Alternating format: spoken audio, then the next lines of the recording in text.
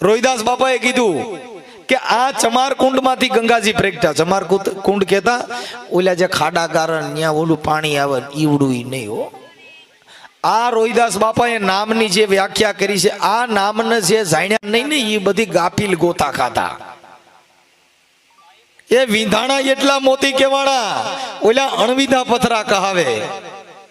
મોતીડા બાપા વિંધાઈ જાય તો બાપા એને મોતી કહેવાય, ઓલા અણવિંધા પથરા કહાવે. એટલે રોહિદાસ બાપા કે આ ગતની ગંગા, આ ચમારકુંડ કેતા આ દેહ છે ચામડાનો બન્યો છે. આની અંદરથી જે અટાણ હાલી રહી છે ને આ ગંગા પી રહ્યા ને, રોહિદાસ બાપાએ આ ગંગાની વાત કરી. કઈ? નીરવાણી. આ વાણી છે ને એ આખી જગત પીએ છે ને આનાથી. જો આ હોઠથી જાય નહીં, કંઠથી જાય નહીં, આ છે ને કાનથી જાય. એક મોનોકોટો પી જાવ ને તો એક જ મરે, પણ જો ધર્મનો બાટલાનો વેદ ગાયલી હોય તો હજારો માણા મરી જાય.